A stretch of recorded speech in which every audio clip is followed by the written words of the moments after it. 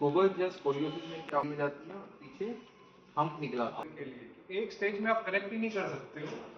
कई बार ऑपरेशन से पहले एक चाप लगाना पड़ता है, जब 120 100 लगा है ऐसा है, तो वो सब स्कॉलरशिप जो प्रॉब्लम है, ये कोई इंडिया की प्रॉब्लम या फिर ऐसी प्रॉब्लम नहीं है, तभी पूरी दुनिया में डिपेंड करता है सीवियरिटी ऑफ सर्जरी।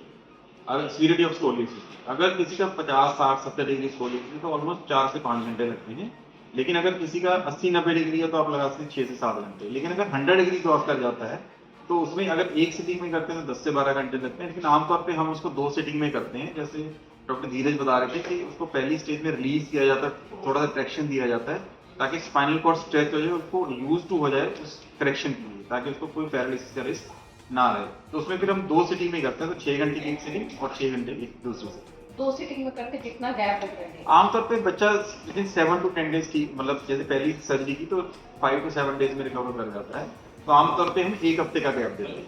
लेकिन इस बच्चे में हम ऑलमोस्ट 2 से 3 हफ्ते का गैप दे रहे हैं, क्योंकि हमें ज्यादा इलाज लेट हो जाता है तो ये धीरे धीरे जो स्कोलियोसिस का एंगल बढ़ता जाता है और हमारे फेफड़े दबाना शुरू कर देता है। तो फेफड़े जब दबते हैं तो रिस्ट्रिक्टिव लंग डिजीज हो जाती है, बच्चे सांस नहीं ले पाते। उससे जो सबसे बड़ी प्रॉब्लम आती है कि सांस नहीं ले, सीधा करने के लिए नहीं किया जाता, जबकि हम सीधा कर देते हैं। लेकिन इसका जो मेन पर्पस है ये लाइफ सेविंग सर्जरी है, लाइफ सेविंग, इसका ट्रीटमेंट जो है वो life saving treatment. Sir surgeon के लिए एक स्टेज में आप करेक्ट ही नहीं कर सकते हो।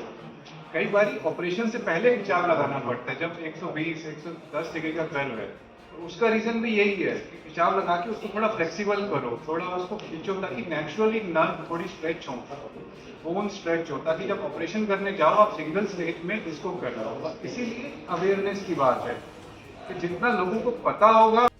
कॉन्टिन्यूसली देखते रहता है कि हमारी जो टांगों की जो ताकत है वो टांगे ठीक काम कर रही हैं, उसकी नसें ठीक काम कर रही हैं। तो न्यूरोमॉनिटरिंग की स्कोलियोसिस सर्जरी ऑलमोस्ट 99% सेफ हो चुकी है। फिर हम जो स्क्रूज डालते हैं उसकी क्वालिटी बहुत इंप्रूव हो गई है। जो इंस्ट्रूमेंटेशन है जिससे हम सीधा करते हैं उसकी क्वालिटी बहुत इंप्रूव हो गई है। और जो हम स्क्रूज डालते हैं उसको अगेन हम इंट्रा ऑपरेटिव सीटी स्कैन करके चेक कर लेते हैं। वो मशीन होती है जिससे हम ड्यूरिंग सर्जरी सीटी स्कैन करके कि हमारे सारे स्क्रूज जो है वो सही डले हैं। इस तरह नेविगेशन टेक्नोलॉजी है, 3D इमेजिंग होती है, जिससे जब हम स्क्रू डालते हैं रियल टाइम में हम बोन में देख के डालते हैं ताकि हम नर्व से बिल्कुल दूर रहें। इसके साथ साथ जिसके लंबी सर्जरी उसके लिए स्पेशल टेबल चाहिए होता है जिसपे कहीं भी प्रेशर ना आए, जिससे कॉम्प्लिकेशन कम होती है। तो स्पेशलाइज्ड टेबल्स हैं हमारे पास। और सबसे इम्पोर्टेंट एक्सपीरियंस, क्योंकि हमारे जो न्यूरो मॉनिटरिंग है, एनेस्थीसिया टीम्स हैं, ब्लड ट्रांसफ्यूजन है, ब्लड ट्रांस हैं, ये सारी चीजें तो हम स्कूल को रेगुलरली कर रहे हैं, फ्रीक्वेंटली कर रहे हैं, तो सारी की सारी टीम हमारे एक्सपीरियंस हो चुकी हैं। बचाव के लिए क्या कुछ करना है? देखो, इससे जैसे मैंने आपको बताया कि एक मेडिकल डिजीज है जिसका मेन कारण जेनेटिक होता है। तो अगर किसी बच्चे को होना है उसको हम रोक तो नहीं सकते, लेकिन इसका यही है कि अगर इसको हम जल्दी पकड़ लें तो इसका इलाज जो है एक्सरसाइज और ब्रेसिंग से किया जा सकता है। और बाय चांस अगर सर्जरी की जरूरत भी पड़ती है, जितने कम एंगल पे सर्जरी हो जाए उतनी ये सेफ रहती है, उतनी इफेक्टिव रहती है और उतनी छोटी सर्जरी करनी है। सर जेनरिक के टाइम पे अगर बच्चों को हम बर्थ हमेशा रिकमेंड करते हैं कि हॉस्पिटल में हो, और हॉस्पिटल में बर्थ होता है तो जितने भी बच्चे होते हैं उनको स्क्रीन किया जाता है, पीडियाट्रिशियन स्क्रीन करते हैं और वो आमतौर पे पकड़ लेते हैं कि किसी को ऐसा स्कोलियोसिस होता है। अल्ट्रासाउंड में भी ना पता लग जाता है, अगर किसी के रीढ़ की हड्डी टेढ़ी है तो अल्ट्रासाउंड जब वो करते हैं उसमें दिख जाता है कि इसमें टेढ़ापन है। पहले से नहीं पता होता है कि बच्चे की हड्डी थोड़ी टेढ़ी हो सकती है, पहले पैदा के बाद उसको स्क्रीन करना जरूरी है। देखना नए टेक्नोलॉजी के हिसाब से आप किस तरीके से देखते हैं इस बीमारी?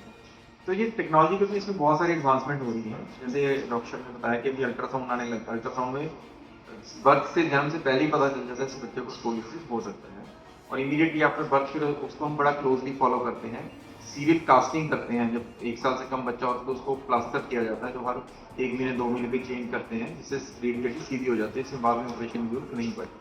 अगर हम रिसेंट टेक्नोलॉजी की बात करें, आमतौर पर लोगों को लगता है इसमें स्क्रू रॉड लगते हैं, इसको सीधा करते हैं, उसको उतने भाग को हम फ्यूज करते हैं। तो आजकल मोशन प्रिजर्विंग सर्जरी भी आ गई है, जिसमें हम स्क्रू लगा के सीधा करते हैं, ग्रोथ को मॉड्यूलेट करते हैं। मतलब मान लो 7 साल का 8 साल का बच्चा है तो उसमें स्क्रू लगा के एक तरफ की ग्रोथ को, जैसे रीढ़ की हड्डी टेढ़ी है तो एक तरफ की ग्रोथ को कम कर दिया जाता है ताकि धीरे धीरे वो रीढ़ की हड्डी अपने आप सीधी हो जाती है। तो इस तरह की जो अभी एडवांसमेंट्स आ रही हैं, जो रिसेंट अभी रिसर्च चल रही है, जैसे मैंने बताया था कि जेनेटिक डिजीज है, तो जीन थेरेपी की रिसर्च चल रही है जो अभी सक्सेसफुल नहीं हुई, बट आने वाले टाइम में मोस्टली ये सक्सेसफुल हो जाएगी। तो कोई जेनेटिक मॉडिफिकेशन करके इसका इलाज किया जा सकता है।